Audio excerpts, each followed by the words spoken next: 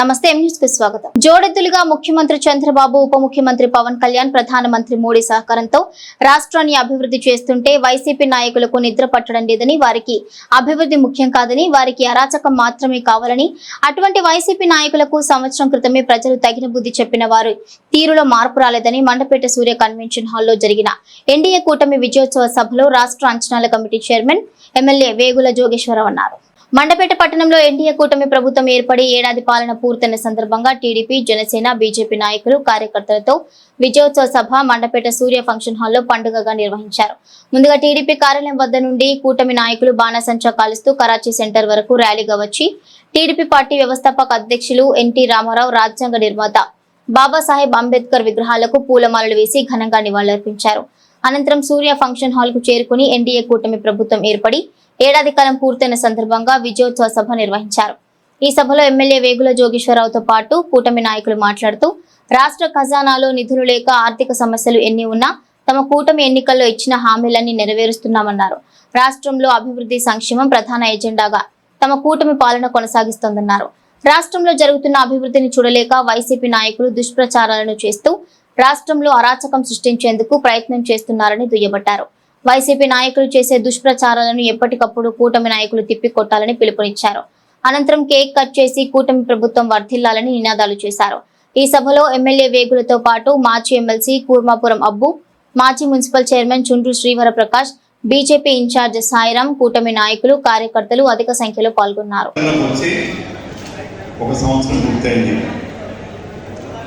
ఆ సందర్భంగా ఈ విజయోత్సవానికి ఇచ్చేటటువంటి ఈ విజయోత్సవ సభకు ఇచ్చేటటువంటి మూడు పార్టీల యొక్క తెలుగుదేశం, బీజేపీ, జనసేన నాయకులందరికీ, కార్యకర్తలందరికీ, పెద్దలు పూజ్యులు శ్రీ వివివి చౌదరి గారికి, పాత్రికేయులకు అందరూ దానికి ప్రధాన కారణం మీ అందరూ.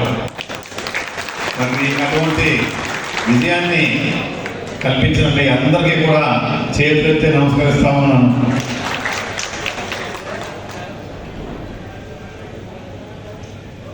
ఒక పక్కన ఆర్థిక సంక్షోభంలో కొట్టుమిట్టాడుతూ ఉంటే కేంద్రం శ్రీ నరేంద్ర మోడీ గారి సహకారంతో ఒక్కొక్క అడుగు వేసుకుంటూ వెళ్తా ఉన్నాం.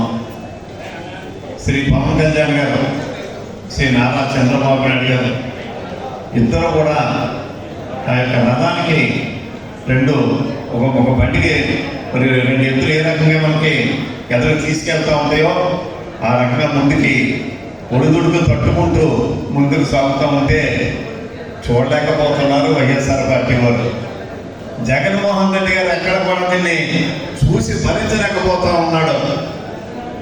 ఆయన ఆప్ చేశాడు అమరావతిని, పోలవరాన్ని ఆపేశాడు. ఆ రెండు కూడా మళ్ళీ మొదలైతే ఎక్కడ తట్టుకోలేకపోతున్నాడు. ఇవాళ అమరావతి ఎందుకు మనకి రాజ్యాన్ని అనుకుంటే ఇవాళ హైదరాబాద్ శ్రీ నారా చంద్రబాబు నాయుడు గారి చేత సృష్టించబడినటువంటి హైటెక్ సిటీ సైబరాబాద్ వల్ల తెలంగాణకు వచ్చే ఆదాయంలో 75% తెలంగాణ హైదరాబాద్ సిటీ నుంచి వస్తూ ఉంది. ఈవేళ మన గ్రామాలు ఖాళీ అయిపోతున్నాయంటే కారణం హైదరాబాద్లో ఉద్యోగ అవకాశాలు ఉన్నాయి కాబట్టి మన 43 గ్రామాల నుంచి కానీ 30 కోట్ల నుంచి కానీ ప్రజలు వలసేస్తున్నారంటే కారణం అక్కడ ఉపాధి అవకాశాలు ఎక్కువగా ఉన్నాయి కనుక. మరి దీన్ని గమనించుకునే మన నాయకుడు శ్రీ నారా చంద్రబాబు నాయుడు గారు అమరావతిని ₹1 ఖర్చు లేకుండా 34,000 ఎకరాలు సేకరించి పనులు మొదలు పెడితే 3 రాజధానులు అని చెప్పి 3 మొక్కలు చేసి ₹3 కూడా ఖర్చు పెట్టకుండా 5 సంవత్సరాల పబ్బం గడిపిన విషయం మనం అందరం చూసాం. మరి ఇవాళ కేంద్ర ప్రభుత్వం వారు 15,000 కోట్లు అమరావతి ఇచ్చారు. అది అప్పుగా దాంట్లో బయట వెళ్ళాం. అప్పు ఎవరు తీర్చేలాగా ఇచ్చారు? కేంద్ర ప్రభుత్వం తీర్చుకునేలాగా. మనకు సంబంధం ఏంటి? ఏదైనా మనకి సంబంధం లేకుండా మన 15,000 కోట్లు మనకి ఇచ్చి ఇవాళ పనులు మొదలవుతూ ఉంటే సాక్షాత్తు మళ్ళీ ప్రధానమంత్రి నరేంద్ర మోడీ గారిని తీసుకొచ్చి మళ్ళీ పునర్నిర్మాణాన్ని కూడా మళ్ళీ తిరిగి ఆయన శంకుస్థాపన చేయిస్తే ఇవాళ దాన్ని సాక్షి మీడియాలో ఏం రాస్తున్నారో ఏం మా కామెంట్ చేస్తారో మనం చూసాం. ఆడవారిని అసహించేలాగా వాళ్ళు కించపరిచేలాగా వాళ్ళు మాట్లాడుతూ ఉన్నారంటే ఎంత దారుణమో ఒకసారి మనం దీన్ని ప్రజల్లోకి ఇంకా బాగా తీసుకువెళ్ళాలి. ఎంచేదంటే డెవలప్మెంట్ అనేది వాళ్ళకి ఇష్టపడతలేదు. ఇష్టపడితే రాయలసీమలో ఎవరు కూడా వాళ్ళ మాట వినరు. మొత్తం వన్ సైడ్గా ఒప్పుడుగా మార్పు మొదలైంది. కడప జిల్లాలో 10 సీట్లు ఉంటే 10కి 7 సీట్లు మన కూటమి ప్రభుత్వం మన కూటమి పార్టీలు గెలుచుకున్నాం. ఇక 3 మిగిలినాయి. 164 సీట్లు మనం గెలుచుకునేటప్పటికి కళ్ళు పచ్చబడతా ఉన్నాయి. ఏం చేయాలనుకోవడం లేదు. జగన్మోహన్ రెడ్డి గారు కానీ వాళ్ళ బృందానికి కానీ అవాకులు పేరుతూ ఉన్నారు. కానీ మనం దాన్ని పూర్తిగా ఖండించలేకపోతా ఉన్నాం. 2019లో తెలుగుదేశం పార్టీ కార్యకర్తలు నాయకులు ఏ రంగైతే ఖండించలేకపోయామో మనం చేసుకున్న పనులు ఇవాళ 3 పార్టీలు ఉన్నప్పుడు కూడా మనం పూర్తి స్థాయిలో దాన్ని ఖండించలేకపోతా ఉన్నాం. కొద్దిమంది మాత్రమే మరి దానికి కౌంటర్లు ఇస్తూ ఉన్నారు. కానీ ఇక్కడ మనం ఇందాక సాయిరామ్ గారు చెప్పారు, బూత్ కమిటీ గారి సభ్యులతో ఉన్న ప్రతి కార్యకర్త కూడా ఇటు బీజేపీ, జనసేన, తెలుగుదేశం పార్టీ 3 పార్టీల యొక్క ప్రతి సభ్యులతో ఉన్న ప్రతి కార్యకర్త కూడా దీన్ని మనం రోడ్డుకు ప్రజల్లో తీసుకెళ్ళాలి. ఎక్కడికెక్కడ మనం ఎవరు చెప్పకపోతే వాళ్ళు రకరకాల కామెంట్లు నిన్న మన చైర్పర్సన్ గారు ఇచ్చారు. ఏటో అగాయించారు జరిగిపోతారు. పైన స్క్రిప్ట్ రాసుకోవడంతో చదివేస్తున్నారు.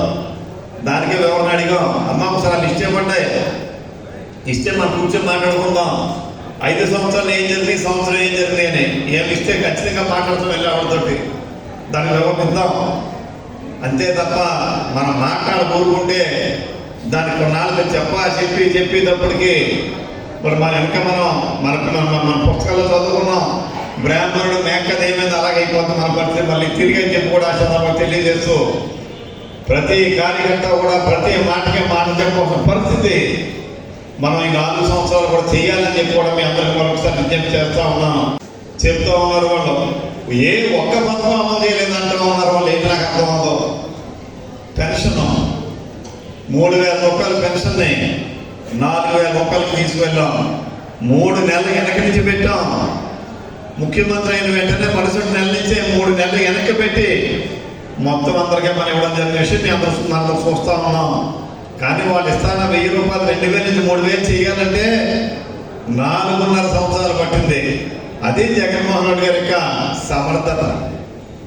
మనం 3 నెలలు వెనక్కి పెంచుకుంటే 1,000 రూపాయలని వాళ్ళకి 4.5 సంవత్సరాలు పెట్టి వాళ్ళ మన మీద కామెంట్స్. మరి ఈ రోజునే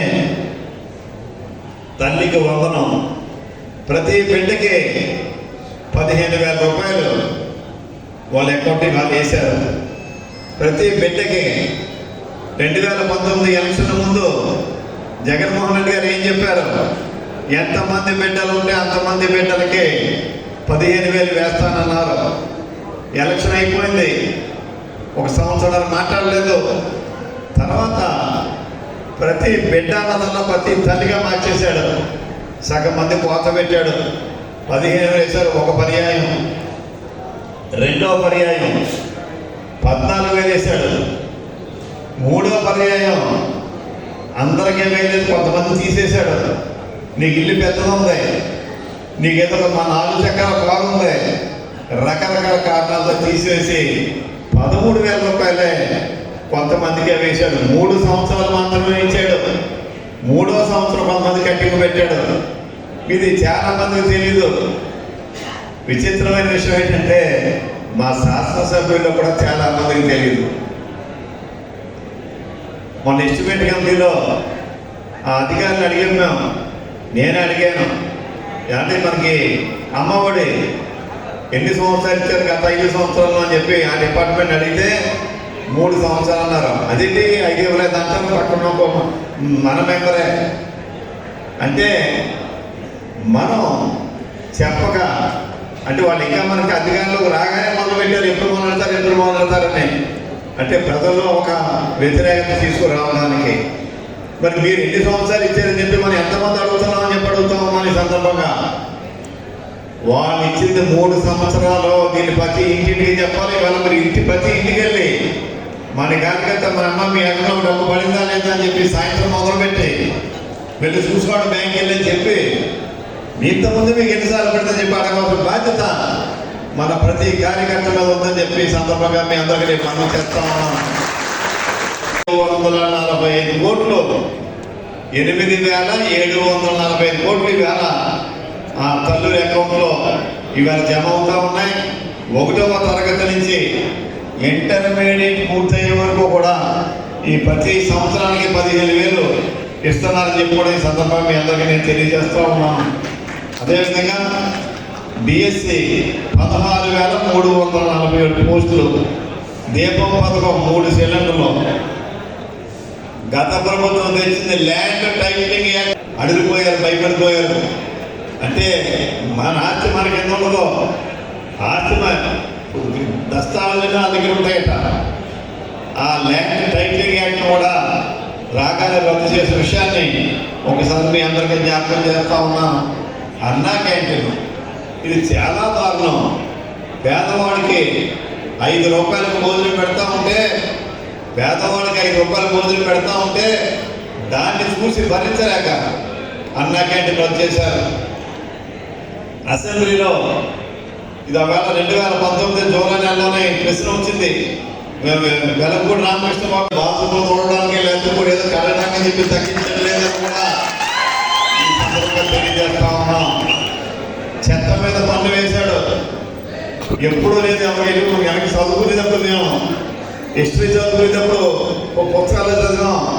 జిజియా పన్ను అంటే తెలుసు కదా, జుట్టు పెంచితే పన్నట. ఆవులకి ఏం పని వేశాడు, అలాగే చెత్త మీద పన్ను వేశాడు.